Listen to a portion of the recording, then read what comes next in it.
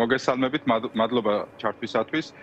ეს პროცესი, რაც მიმდინარეობს, არის იმ ფარსის გაგრძელება, რაც წლებია მიდის ზოგადად ოპოზიციონერი ლიდერების მიმართ, ვინც ქართულ ოცნებას რაიმე პრობლემას უქმნის, ყველა უნდა იყოს განსასჯელის სკამზე, რაღაც ეტაპში ისინი უნდა იყვნენ ციხეში.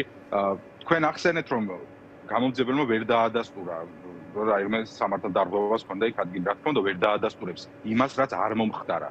მანამდე იყო წინა პროცესზე გახსოვთ, მოიყვანეს ასევე პოლიციელი, რომელმაც საოცარი ჩვენება მისცა, რომ თითქოს ჟესტიკულაციით დაინახა, რომ ვიღაცა მოუწოდებდა პარლამენტში შეჭრისაკენ.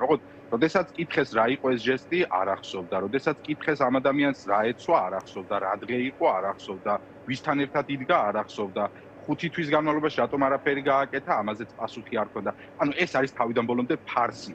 და ჯერა რომ გავა წლები და აი ამ პროცესს, რომელსაც სასამართლო ჰქვია სახელად, მხოლოდ თუმცა არავითარი სამართლებრივი იქ არ ხდება, აი ამ პროცესს წლების შემდეგ დარწმუნებული ვარ იურიდიული ფაკულტეტის წიგნებში შეიტანენ და ფაკულტეტზე ასწავლიან მაგალითად იმისა, თუ როგორი არ უნდა იყოს სასამართლო და როგორი არ უნდა იყოს ეგრეთ წოდებული მოსამართლე და პროკურორი, რომელიც ამ პროცესებში იღებენ მონაწილეობას.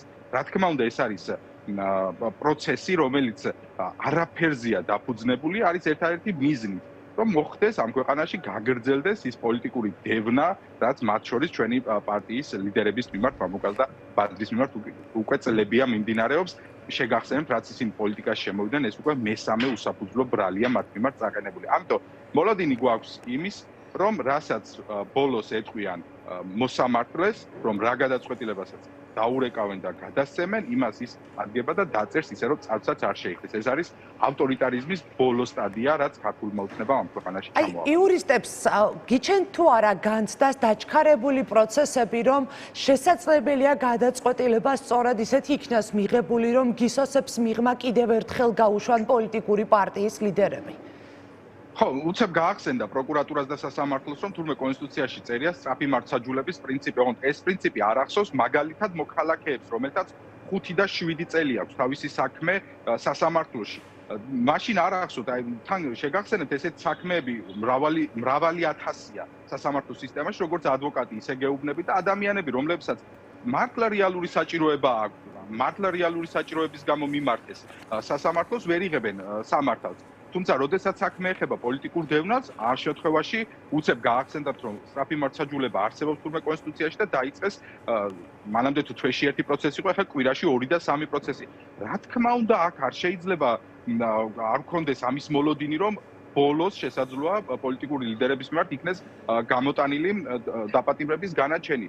თუმცა ჩვენ გვესმის, რომ ვართ ამ ბრძოლაში რუსული რეჟიმის წინააღმდეგ, რომ ნებისმიერი ჩვენგანი ნებისმიერ მომენტში შესაძლოა აღმოჩნდეს გისოსებს მიღმა და ამის არ გააზრება არც ჩვენგანს არ აგვაქვს. ამიტომ დიახ, გიდასტურებთ, რომ შესაძლოა აქეთკენ მიდიოდეს ქართული ოცნება, რომ კიდევ ერთხელ გაავსოს ციხეები ამჯერად უკვე პოლიტიკური ლიდერებით, იმიტომ რომ მათი აზროვნება ხო ზოგადად რა არის, რატო იჭერენ ამ ადამიანებს. მათ გონიათ, რომ რაც უფრო მეტ პოლიტიკურ ტყვეს აიყვანენ, უფრო კარგად დაელაპარაკება დასავლეთ, თუმცა პირიქით არის, დასავლეთ ითხოვს დემოკრატიულ რეფორმებს, ითხოვს კანონის უზენაესობას, სასამართლოს დამოუკიდებლობას, თუმცა ეს ქართულ ოცნებას, რომელიც პირდაპირ იმართება კრემლიდან, არც ეს უნდა რომ გაიგოს.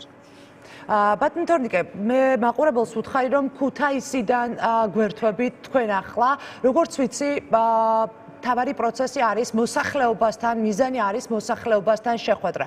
რა განწყობებია საზოგადოებაში, როდესაც მათ ელაპარაკებით, მთავარი პრობლემა და ცვლილების გზად რას ხედავენ?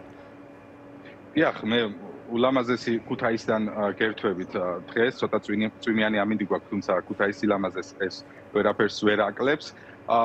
ჩვენ გუშინ და დღეს არ დაგვიწყია რეგიონებში სიარული, ეს არის მთელი პროცესი, ბოლო თვეების განმავლობაში განსაკუთრებით განვაახლეთ ეს პროცესი. ჩვენი მიზანი არის, რომ პოლიტიკა დაუბრუნდეს ხალხს, დაუბრუნდეს იმ ხალხს, რომელსაც წაართვეს ეს პოლიტიკა და მათი ხმა, რომელსაც აღშობენ, რაც შეიძლება სწრაფად და რაც შეიძლება კარგად გავაჟღეროთ და გავაგონოთ მთელ საზოგადოებას. აი გუშინ მაგალითად ვიყავი თერჯოლაში და იქ შევხვდი მოსახლეობა. ძალიან საინტერესო შეხვედრა მქონდა და მათ აწუხებთ კონკრეტული ყოფითი პირობა და პრობლემა და მინდა გითხრათ მაგალითად რა არის მათი პრობლემა, რომ მოსახლეობის გვერდით აშენებენ ძალიან ცუდ ადგილას ბენზინგასამართ სადგურს და ათეულობით მოქალაქე გუშინ ამის გამო აქციაც კი გამართეს მათ. ისე რომ იქ არ არის არანაირი უსაფრთხოების ზომები დაცული, იქვე გადის მაგისტრალური მილსადენი გაზის და ნებისმიერ დროს შესაძლოა იქ მოხდეს ტრაგედია და ამას აპროტესტებს ათეულობით მოქალაქე. ოღონდ უბედურება ის არის, რომ თერჯოლის ადგილობრივ თვითმმართველობაში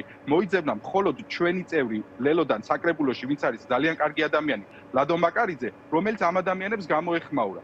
აი ეს ადამიანები, რომლებიც სრულად მიატოვა ქართულმა ოცნებამ, ჩვენი მიზანი, ლელო ძლიერი საქართველოს მიზანი არის, რომ მათი ხმა რაც შეიძლება ხმამაღლა გავაჟღეროთ და მათ პრობლემებზე ვისაუბროთ. მე მინდა ვისარგებლო ამ ეთერით და მოუწოდო ამ ქვეყნის მოქალაქეებს დაგვიკავშირდით, გითხარით თქვენი საჭიროებების შესახებ ან დაუკავშირდით ჩვენს წევრებს საკრებულოში და მაქსიმალურად რაც შეგვიძლია ესე გაჟღერებით გვერდში დადგომით და ჩვენი შესაძლებლობების ზღვარზე დაგიდგებით გვერდში და თქვენს საჭიროებებს აუცილებლად წამოვწევთ როგორც იქნება ეს შესაძლებელი.